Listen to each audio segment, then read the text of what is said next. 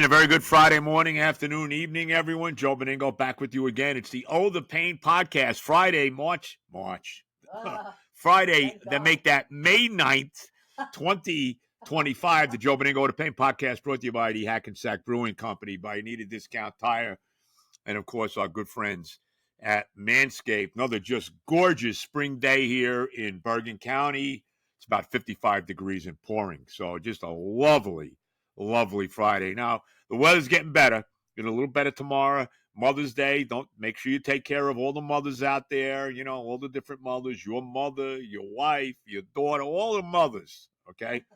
Make sure we're going to be taking everybody out or to the Steel Wheel Tavern in Ridgewood. Got good buddy Glenn Carlo and all that, so we'll be doing that on Mother's Day for all the various mothers. But so the weather's getting better. It's supposed to be about 80 degrees Sunday, Monday, Tuesday, all of that. So we got to endure one more crummy day just to remind us that, you know, it still is New Jersey and we do not live like in Arizona. Now, with all that said, let's go right to it. The Knicks are up 2-0 in their Eastern Conference semifinals against the hated world champion Boston Celtics. Two just dramatic, thrilling victories. How about the fact, and we'll get into all of this, the Knicks are now, 5-0 on the road in these playoffs. They've never won 5 straight playoff games on the road in the history of the franchise. Unbelievable. And here's the most unbelievable thing about it. The 5 road victories have been by a total of 10 points. That's right, 10 points. The 3 wins in Detroit were by a combined total of 6 points, and the 2 wins in Boston by a combined total of 4 points. Unbelievable. This Knicks team, they are gritty. They are tough. They love playing in these high-pressure, games, no doubt about it. Now, you'd like to not see them fall behind 20 points like they did in both games in Boston, but they have dominated the fourth quarter in these games. I mean, let's be honest about it. Unbelievable. They're 6-2 overall in the playoffs. They're only 1-2 at home in the Garden. And this brings me to my next point. Okay, let's be honest. The Knicks are up 2-0 in this series. They got to win this series now. There's no more gray area here. They got to win the series. They're up 2-0. They won both games on the road. They got to come home and take care of business. This is a huge game, Game 3 tomorrow at the Garden. Go win this game. Go put your foot on their necks and dump it. Get rid of this team. Let's be honest about this Celtic team. Yeah, I know they're the defending champions, okay? You know what? This is not the Bill Russell Celtics. This is not the Larry Bird Celtics. This isn't even the Kevin Garnett, Paul Pierce Celtics, okay? You know, they're 2 superstars, Jaylen Brown and Jason Tatum. It's not Bill Russell and John Havlicek, okay? It's not Larry Bird and Kevin McHale. And as I said, it's not even Garnett and Pierce. They're soft, this team. This team, all they want to do is sit back and chuck up threes. That's all they want to do. They missed 45 threes in Game 1. Would they miss 30 in Game 2? Right? I think they were 10 for 40 in Game 2, right? This team is there to be taken. Let's be real about it. I mean, right now, is it even close? Who's the tougher team? The Knicks or the Celtics? No, they got to win this series. That's it. There's no more. And let's sweep. Let's go. We got 2 games at home. Let's finish this freaking team. They're ripe for the taking now. And I heard somebody say, okay, I'm not going to say who it is. You know, I don't know how I feel about the guy, but we'll leave it alone. I don't want to mention names. Where he said, well, remember, they lost to the Bulls when they were up 2-0 back in 1993. I think he was like 5 years old for that series. Maybe he was 10. Okay, all right. Yeah, let's also look at 1993 Chicago. This is not the Michael Jordan Chicago Bulls they're playing, okay? Not even close. That Bull team would have wiped this Celtic team off the face of the earth if they played them, all right? So let's not even go there, all right? Can't you see Dennis Rodman right now covering Jason Tatum? He probably wouldn't even score a point. So let's tell it like it is. This Celtic team is soft. Look at Porzingis. He can't wait not to play. He's hurt all the time, right? He's sick. He's hurt. He's this. He's that. Please. And I'm sure he'll play tomorrow at the Garden. I want to hear the Garden fans get on this guy every time he touches the freaking ball. He couldn't wait to get the hell out of New York. Couldn't freaking wait to get out of New York because he couldn't handle the freaking pressure. And now that he's in Boston, where he's like the fourth or fifth option when he ever, when he does play, now he's, Porzingis. Screw Porzingis. Screw the Celtics. Let's go beat this team. All right? Let's go. We're the tougher team. The Villanova group. One thing that's lost on this Knicks team. Okay, let's be honest. Remember last year when they lost to Indiana, they were hurt. Julius Randle was hurt, right? Anunoby got hurt in the Indiana series, and that really turned the whole series around. All right? And let's be honest about the Pacers, too, because they're sitting there right now up 2-0, okay? They're up 2-0 right now on the Cleveland Cavaliers, who had the best record in the East, I think the best record in the league, and they won both games in Cleveland as well. So how good are they really? Another overrated team. It's time for the Knicks to put the finishing touches on this overrated Celtic championship team. Let's go, all right? Let's stick it to them. I don't even want to go back to Boston. Let's not even consider going back to Boston. Let's treat this game 3 like we're down 2-0, not like we're up 2-0. The Garden's going to be loud, and we got to win at home. We lost twice to Detroit at home. And look, the home court advantage is not what it once was in basketball. I mean, you're seeing it now, right? We just mentioned it. Indiana wins 2 games in Cleveland. The Knicks win 2 games in Boston. Denver won on the road in their first game. Golden State won on the road in their first game. So the home court is not what it once was in the NBA for probably a myriad of reasons. Maybe if they would just wear white at home like they should, maybe it'd be better. Okay? And I don't want to see the Knicks wearing dark. Can they wear the goddamn white uniforms at home here for these 2 games, please? Like we should, in honor of the teams that have gone before them. Can we please do that? All right? And going back to that Bull series in 93, remember, Knicks won the first 2 games of that series at home. They didn't win the first 2 games on the road. They won them at home, and then they went back to Chicago and got whacked and eventually lost the series in 6 when they choked in Game 5 at the Garden when they missed 15 foul shots in the Charles Smith Memorial. Let's not go too much farther with that. So this is a different Knicks team, and they're not playing the 6-time world champion Michael Jordan, Scottie Pippen, Dennis Rodman, Phil Jackson, Chicago Bulls. Not even close. It is time to take care of business against this Celtic team. They were overconfident coming in this series. They beat the Knicks 4 times in the regular season and shows you what the regular season really means. It means very little, okay? They beat the Knicks 4 times in the regular season, killed them in 3 of the games. And they came in completely overconfident, thinking they could just bury the Knicks, just sit back and chuck 3 after 3 and win this series. Well, no. And now it's time for the Villanova group. Like I said, this Villanova, these guys are hot. These guys have won championships in college. All right? Brunson, Bridges, and Hart all won championships at Villanova. Brunson won 2. I'm not sure if Bridges and I think one of them won 2. I don't know if Hart and Bridges were there for the whole time, but they at least won 1.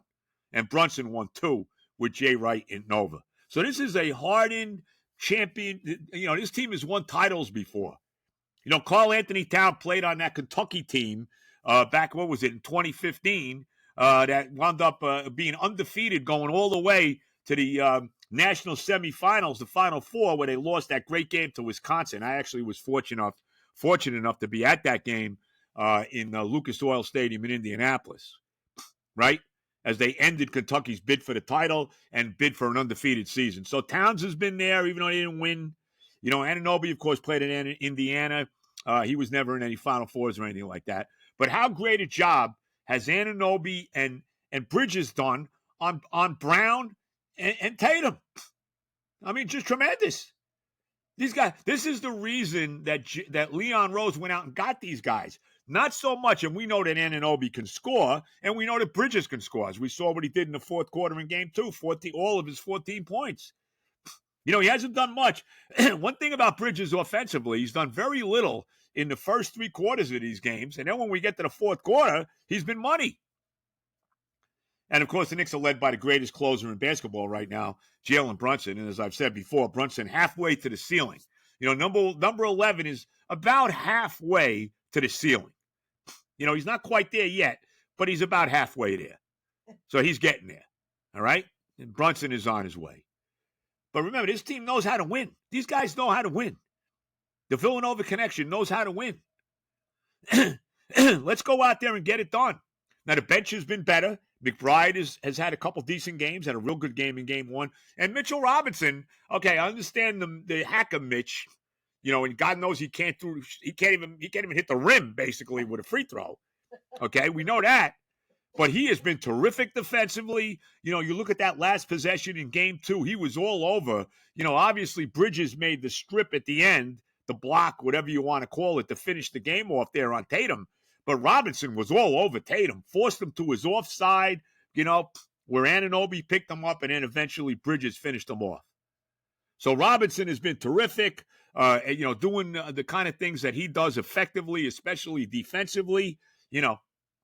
Thibodeau just cannot have him on the floor when Boston can do the hacker Robinson on him. I mean, you just can't. If Boston's over the limit, you can't have Robinson on the floor. You just can't.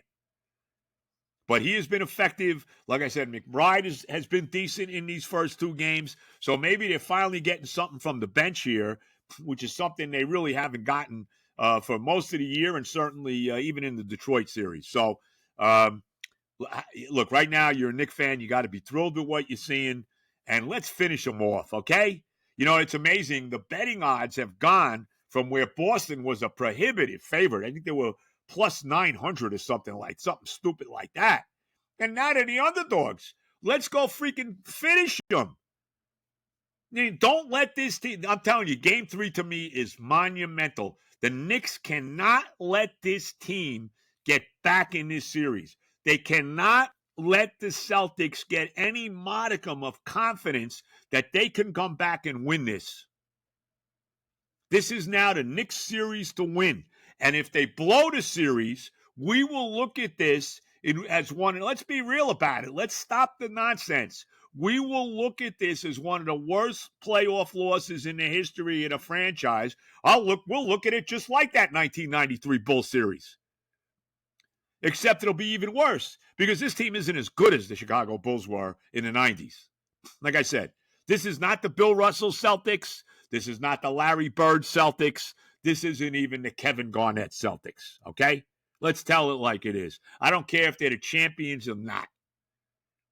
Let's go in there and finish this freaking team. Let's not go back. We don't want to go back to Boston.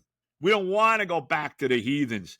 And how great was it if you got the New York Post, which, by the way, is the only paper worth reading anymore. Everything else is just basically, lefty propaganda. We won't get into that. I don't want to get too political here. But anyway, that's what it is. The only one that's worth reading anymore is the New York Post. Okay, that's it. And if you saw the cover of the Post, the front page of the Post after game 2, there's a great picture, as the picture of them celebrating, right, after they won the game. And you got these pictures, the picture of the Celtic fans sitting in the front row with just major indigestion. I mean, you got to love it, the heathens that they are. Oh, God. Right? Love it. Unbelievable. I think the only thing missing from the Boston Garden, TD Garden crowd, whatever you want to call it, TD Garden crowd, was Liz Warren, the esteemed senator. Where was Michelle Wu, the mayor? She wasn't at the games? Come on. Oh, my God. She was too busy housing illegals, I guess. I don't know. But anyway, surprised they weren't there. How is that possible? Anyway, right, exactly. I digress. Oh, the pain. It's so painful. I hate Boston, and I hate the Celtics. And let's go finish them again. I don't see Bird, McHale, and Parrish anywhere. Do you? Thank God. I don't see Russell, Hondo, and Sam Jones anywhere. Do you? I don't think Bob Cousy's coming out to play. Red ain't around anymore. Oh, baby. Let's beat this. It's our series to win. Let's finish them. Finish them. Enough that it's not going to be easy. Nothing has been easy. Was the Pistons series easy? Were these first 2 games easy? No, it's not going to be easy. But this team is showing you they don't specialize in easy, okay? They don't do that. So let's go get them. Let's finish them now. Let's put the hammer down tomorrow at the Garden. And please wear the goddamn white uniforms at home, will you? I'm begging you to wear the white uniforms at home, all right? And if they win this series, this will be one of the monumental series win. Now, you got to go on and win the championship. Let's be real, okay? They win this series, now everything's changed. Now let's go win it all, now, right? We get by this team, there's no reason we can't win the whole freaking thing. But let's win this series. Let's get it done here. Let's finish it off. And if they can win this series, I'll look at this series similar to when they beat the Celtics in 1973 in the conference finals in Game 7 in Boston. I'll look at it very similarly. But I don't want to see Boston anymore. I want to finish them here. We got the home court now. We got our building.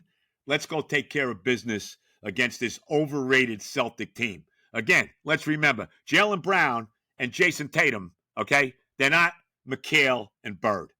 Let's not forget that. Let's go get them. The Villanova connection. Let's finish this freaking team off. Let's go finish them. Let's get those green jerseys, and you know what? Do what you will with them, all right? After we stick it up their ass. All right. Benigno, the Yoda Pain. I'm fired up today. Benigno, the Yoda Pain podcast is nothing better than beating the Celtics. Let's be real. If you're a Knicks fan, especially if you're as old as me, that had to suffer through 11 Celtic championships, had to suffer through the Bird era, even had to suffer through losing, watching Dave Cowens, JoJo White. They're not even that team. Dave Cowens, JoJo White, and Hondo. Not even close. Don Chaney and those guys, right? Not even close. Don Nelson. Please. Let's finish this freaking team off, okay? Let's send them back to Boston, okay?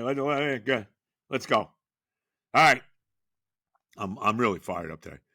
I played golf. Yeah, I sucked yesterday. One thing about me, and this is, when I suck, I suck. And I sucked playing yesterday. The worst golf I've played in a long time. Really, really, really bad. And I saw it. I mean, there's no excuses. I was terrible. So all we could do is bounce back for the next time. Probably play Monday. It's supposed to be nice Monday, like 80 degrees or whatever. So I'll probably bounce back for that. But anyway, all right. Benigno, the Yoda Pain podcast. Let's get the sponsors in here. We'll be at the Hackensack Brewing Company probably sometime in July, I would assume. We'll let you know when the next podcast, but I probably like it in July. And then what we're going to do another one in September, and may have a very special guest. We'll do one in either September or early October when we get into the football season, and we'll have a very special guest. At least I'm working on it for that show. So we'll let you know as we get closer to it. But nevertheless, the next live podcast sometime in the middle of July when we really have the nice weather, the hot weather at the Hackensack Brewing Company. Now, if you need work done on your car, you know where you got to go. You got to go see my son Johnny. You got to see his great boss Harry, Rob, the great mechanic there at Anita Discount Tire in Rivervale, New Jersey, on beautiful Westwood Avenue. Tell them I sent you. They'll take care of you. Any of your automotive needs. You need tires on your car. You need your car inspected. They can do it. They do a great job. They fixed our steering system. We had a problem with our power steering. They fixed that. Did a great job. We had a problem with our alarm going off every time we open the car. They took care of that. So they get it done, man. Any kind of need, any kind of car situation you have to go to Anita Discount Tire in beautiful, one of my favorite towns there is, Rivervale, New Jersey. And tell them Benigno sent you. And, of course, last but certainly not least, Father's Day. It's Mother's Day this Sunday. And, again, don't forget about the mothers now. None of us are here without them. Make sure you take care of your mother, take care of your wife, your mother, if she's still alive, your wife, your daughters, whatever, all right?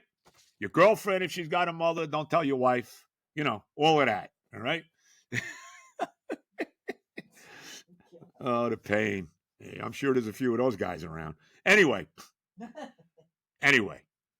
Father's Day is just around the corner. One of my favorite days of the year because I play golf and I don't really have to do anything, you know?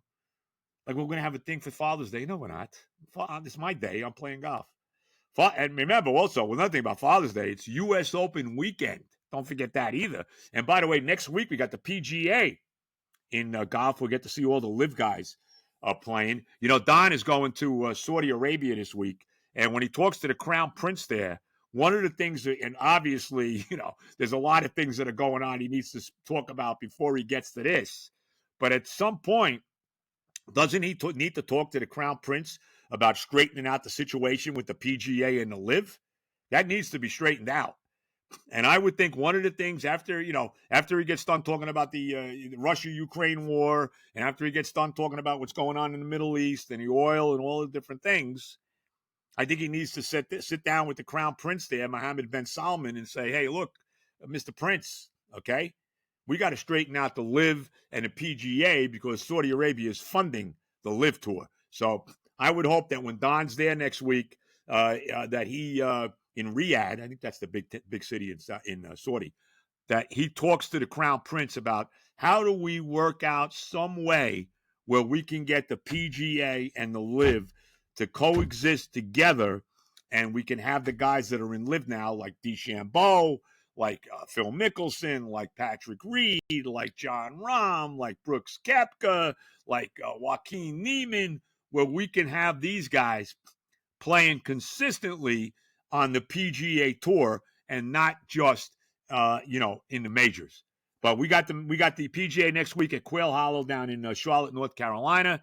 But don't forget, Father's Day weekend is the U.S. Open, and that's at Oakmont in Pennsylvania. So Father's Day is just around the corner. If you're still considering giving the same old tie of socks, it's time to rethink the gift game. This year, go above and beyond with the Handyman Rocket Man by who else? Manscaped, right? The ultimate grooming tool he didn't know he needed. Go back to the Ultra Lawnmower. I didn't know I needed it, but God knows I did. I got sick and tired of, getting blood out of the, the lower extremities. I mean, enough of that. He didn't know he needed it, but he's going to love it. And whether it's keeping his beard sharp or rocking a clean-shaven look or being smooth like me, I do need a little shave right now. I am pretty smooth. But nevertheless, the Handyman Rocket Man has him covered. This compact powerhouse is designed for precision, ensuring his face stays smooth and fresh, just like that well-timed dad joke of his. I don't tell jokes. It's like I said this before. It's like, why did the chicken cross the road? You know what I'm saying? That's about it. Oh. Join the over 12 million men who trust Manscaped. Give dad the gift of a smooth, fresh face this Father's Day. Use the code PAIN, we got a lot of that, PAIN, for 15% off your entire order at manscaped.com. Check it out. You're going to love it. I'm telling you right now. Get your dad the gift he's actually going to use, the Handyman Rocket Man. It's the perfect Father's Day gift. Upgrade, compact, versatile, built for dads who needs to look sharp without the hassle. Head over to manscaped.com. Again, use the code PAIN for 15% off your entire order. Manscaped, nobody better than Manscaped. Yeah, you don't want to get your father the tie, the ugly tie, get your father, a thing of underwear. You know what I mean? I'll be doing that, okay? Let's go. Get him Manscaped, 15% off when you use the code PAIN. All right. The Mets, terrible day. I don't know if the Mets are going to play today because the weather is just horrible here in New York today. It's one of those days you got to have, it's like a reminder. Like yesterday when I played horrible golf, right? It was like a reminder to me that you're not as good as you think you are. That there's always a day when you can actually, shit the bed like I did yesterday.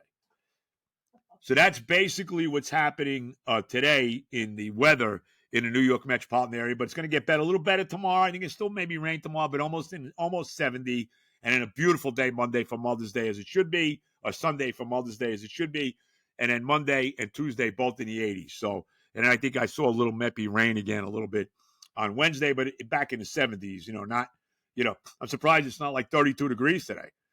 I haven't been outside yet, but it looks absolutely horrible. But anyway, the Mets open up a 3-game series with the Cubs, who've actually played very well so far. Mets 10 games over 500, went 3-3 on their road trip to St. Louis and Arizona. They lost 2 out of 3 to the Cardinals. They won 2 out of 3 against Arizona.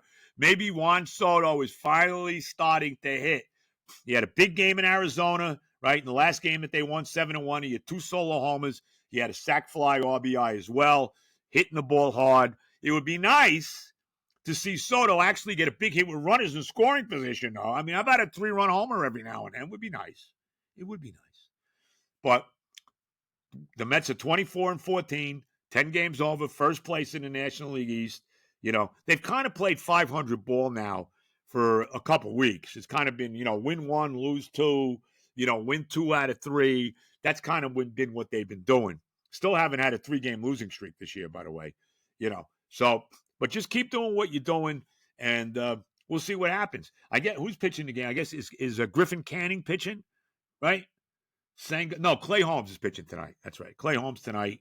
I guess it's Holmes, Canning, and Peterson. I would assume pitching the games against the Cubs. Fortunately, or unfortunately, hopefully, I should say fortunately, hopefully we'll get the game in tonight. Doesn't seem very, very possible that we will, but we'll see what happens. I could see them playing like a doubleheader on Mother's Day. By the way, did you see where the game's Sunday? Now, it's not going to really affect me because I doubt I'm going to see too much in the Mets Sunday anyway because it's Mother's Day. And like I said, I'm taking the group out to the steel wheel for the occasion, right? But the game is actually on Roku Sunday. Really? Roku? Come on. I mean, how brutal is that? Really? But look, like I said, it's a livable anyway because, like I said, I'll be busy on Mother's Day. So whatever. Anyway, Mets 24-14, and look, you got to be happy with what you've seen. Got some injuries right now. Jesse Winker is out for 6 to 8 weeks. They did bring Brett Beatty out. He's terrible. Brett Beatty keeps getting. This has got to be because he's going to be here for a while now, right? Because he's banged up. Like I said, Winker's out, so they need that left-handed bat in there. And even Nimmo's a little banged up. He had a DH the last game in Arizona. So we'll see what happens with that. But, we'll see. This has got to be the last shot for Beatty. He's just been terrible. He just can't hit in the major leagues. And obviously, Luis Angel Acuna, as far as I'm concerned, has established himself now as an everyday player, whether he's playing second base, whether he's playing third. That's right. McNeil got banged up a little bit the other day, but I guess he's okay. Mendoza said he's actually all right. So I don't think there's going to be any stint on the IL or anything like that for McNeil. So that's good news, no doubt about it. But we'll see what happens. By the way, another thing too: how good is Luis Torrens? Right? How good is this guy? Well, let's be honest about this too. Right? He's better than Alvarez. I mean, I'm sorry. He throws, and I know Alvarez has gotten better throwing men out at second base. The Mets are all of a sudden. Remember that last year they were terrible. Especially early in the year. Well, that's completely turned around. I mean, they're as good as anybody now throwing base runners out, and Torrens as good as anybody in baseball. And Alvarez, at least now, is not trying to hit a home run every time he goes up. He's actually going to right field a lot. But you tell me right now, who would you rather have behind the plate, Torrens or Alvarez? To me, it's not even debatable. Now, they're both going to get their time. And obviously, Alvarez is going to be the starter. But Torrens has got to play at least a couple times a week, right? Certainly he's going to play day games after night games and all of that. But he's got to play at least a couple times a week. Gets a lot of big hits for this team. And he's absolutely money throwing runners out behind the plate. So, as far as I'm concerned, Torrens is better than Alvarez. But you know what? It's a good problem to have with both of those guys behind the plate for us. So let's see what happens. 3-game series with the Cubs. Then they get the Pirates. And then next weekend, the Yankees at Yankee Stadium. And that should be pretty interesting as Juan Soto makes his return to the stadium. I'm sure he's going to get booed to high heavens every time he gets up from the Yankee fans. There'll be plenty of Met fans there too. But he'll get booed from the high heavens every time he gets up there at Yankee Stadium, and maybe that's what really going to be his coming out party. Maybe he'll actually crush it. So the Mets have a little tough schedule now. You got the Cubs for 3 at home, and then you get the Pirates, not a very good team, 3 games at home, then 3 games against the Yankees. And I'm not sure I guess they play the Dodgers out in the West Coast. I'm assuming that, I should never assume, but I'm assuming that first Dodger series will be out in L.A. So little tough stretch coming up for the Mets. but you got to feel good about where they are right now, and I certainly do. All right, everybody have an outstanding weekend. Check me out tomorrow at 10 o'clock. I guess I'm on 10 to 1 tomorrow at the Fan. The Yankees play a 4 o'clock game out in Sacramento against the Oakland A's, so probably on from 10 to 1. On Saturday, we'll do a lot of Knicks and all of that.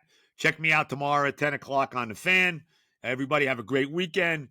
Make sure you take care of all the mothers in your life on Mother's Day. Don't forget that, guys. Don't drop the ball. And then check out the podcast again on Monday. Let's go, Knicks. Let's put the hammer down on the hated Celtics, starting with a Game 3 win on Saturday. All the love, everybody. And, of course, God bless America.